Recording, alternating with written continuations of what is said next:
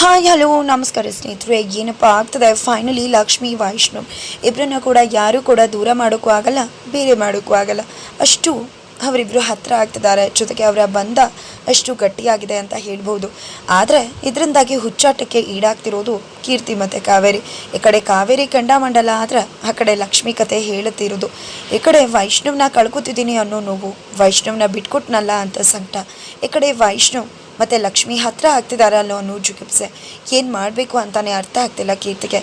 ಹುಚ್ಚಾಟ ಮಾಡೋಕ್ಕೆ ಮತ್ತೊಮ್ಮೆ ಮುಂದಾಗ್ತಿದ್ದಾಳೆ.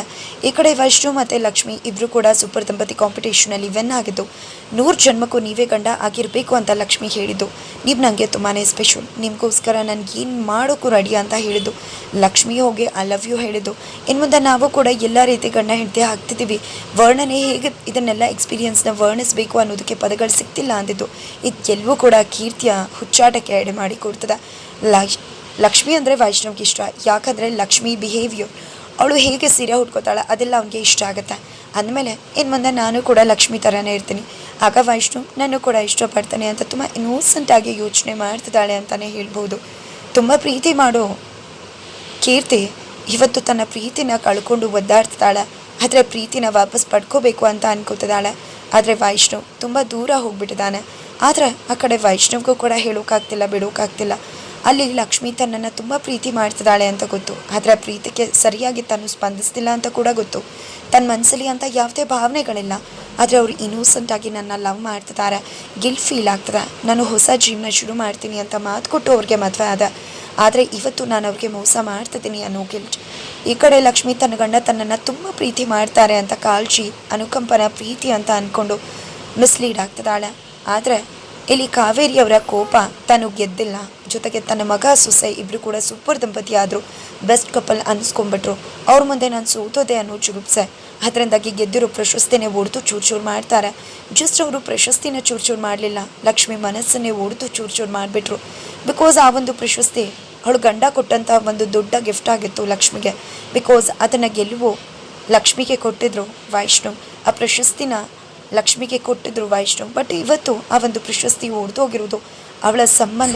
ಇದು ಒಡೆದ್ರಿಂದಾಗಿ ಆಕೆಗೆ ತುಂಬಾ ನೋವು ಆಗ್ತದೆ. ಬಿಕಾಸ್ ಕಾವೇರಿ ಒಡೆದಾಗಿದ್ದಾರೆ. ನಂತರ ಈ ಕಡೆ ಅದೇ ಬೇಜೂರಲ್ಲಿರ್ತಾಳೆ. ಬೇಜೂರನ್ನು ನೋಡೋಕ್ಕಾಗ್ದಿರೋ ವೈಷ್ಣವ್ ಆ ಒಂದು ಪ್ರಶಸ್ತಿಯನ್ನು ಮೊದಲಿನ ಥರನೇ ಜೋಡಿಸ್ತಾನೆ. ಈ ಕಡೆ ಸುಪ್ರೀತ್ ಅವರು ಕೂಡ ಸಮಾಧಾನ ಮಾಡ್ತಾರೆ. ನಿಮ್ಮ ಹೆಸರನ್ನ ಯಾರು ಕೂಡ ಬ್ರೇಕ್ ಮಾಡೋಕ್ಕಾಗಲ್ಲ, ನಿಮ್ಮಿಬ್ಬರನ್ನ ದೂರ ಮಾಡೋಕ್ಕಾಗಲ್ಲ ಅಂತ.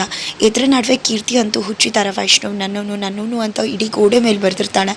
ಅಮ್ಮನಿಗೆ ಆ ಪರಿಸ್ಥಿತಿ ನೋಡೋಕ್ಕಾಗದೆ ಈ ಕಡೆ ವೈಷ್ಣವ್ ಹತ್ರ ಬಂದು ಹೇಳ್ಕೋತಾರೆ, ಫೋಟೋ ಕೂಡ ತೋರಿಸ್ತಾರೆ. ನಂತರ ನೀವೇನು ಯೋಚನೆ ಮಾಡಬೇಡಿ ಆಂಟಿ, ಅವಳು ನಾನು ಮರೆಯೋಕೆ ಏನು ಮಾಡಬೇಕು ಅದನ್ನು ನಾನು ಮಾಡ್ತೀನಿ, ಖಂಡಿತ ಅವಳು ಮೂವಾನ ಆಗ್ತಾಳೆ, ನಾನು ನಿಮಗೆ ಭರವಸೆ ಕೊಡ್ತೀನಿ. ಕೀರ್ತಿ ತನ್ನ ಜೀವನನ ನೋಡ್ಕೋತಾಳೆ, ಆ ರೀತಿ ನಾನು ಮಾಡ್ತೀನಿ ಅಂತ ಭರವಸೆ ಕೊಡ್ತಾರೆ. ನಂತರ ಯುಗಾದಿ ಹಬ್ಬದ ಸಂಭ್ರಮ, ಅದಕ್ಕೂ ಮೊನ್ನೆ ಆ ಪ್ರಶಸ್ತಿ ರೆಡಿ ಮಾಡಿರೋದನ್ನು ನೋಡಿ ಲಕ್ಷ್ಮಿ ಫುಲ್ ಖುಷಿ ಆಗ್ತಿದ್ದಾಳೆ. ಅಪ್ಕೊಂಡು ತನ್ನ ಗಂಡಂಗೆ ಥ್ಯಾಂಕ್ಸ್ ಹೇಳ್ತಿದ್ದಾಳೆ. ಎಷ್ಟು ಪ್ರೀತಿ ಮಾಡ್ತಿದ್ದಾರೆ ಅಂತ ಅವಳಿಗೆ ಅರ್ಥ ಆಗ್ತಿದೆ. ಬಟ್ ಅದು ಅನುಕಂಪ ಅನ್ನೋದು ಅವಳಿಗೆ ಇನ್ನೂ ಅರ್ಥ ಆಗ್ತಿಲ್ಲ. ಇದನ್ನು ಅರ್ಥ ಮಾಡಿಸೋಕೆ ವೈಷ್ಣವಿಂದ ಆಗ್ತಿಲ್ಲ. ಈ ಕಡೆ ವೈದ್ಯ ಲವರ್ ಜೊತೆ ಮಾತಾಡ್ತಿರ್ಬೇಕಿದ್ರೆ ಅಣ್ಣನ ಹತ್ರ ಸಿಕ್ಕಾಕೋತಾಳೆ. ಬಟ್ ವೆಬ್ ಸೀರೀಸ್ ನೋಡ್ತಿದ್ದೆ ಅಂತ ಸುಳ್ಳು ಹೇಳ್ತಾಳೆ. ತುಂಬ ಬೇಗ ಮಲ್ಕೋಬೇಕು, ಇಷ್ಟೋ ತನಕ ಎದ್ದಿರಬಾರ್ದು ಅಂತ ಹೇಳ್ತಾರೆ. ನಂತರ ಬೆಳಗ್ಗೆ ಆಗುತ್ತೆ. ಯುಗಾದಿ ಹಬ್ಬದ ಸಂಭ್ರಮ ಸಡಗರ. ಈ ಕಡೆ ಲಕ್ಷ್ಮಿ ಥರ ಇದ್ದರೆ ನಾನು ಇಷ್ಟ ಆಗ್ತೀನಿ ವೈಷ್ಣವ್ಗೆ ಅಂತ ಲಕ್ಷ್ಮಿ ಥರನೇ ಸಿಂಪಲ್ ಸ್ಯಾರಿ ಉಟ್ಕೊಂಡು ರೆಡಿಯಾಗಿ ಬಂದಿದ್ದಾಳೆ.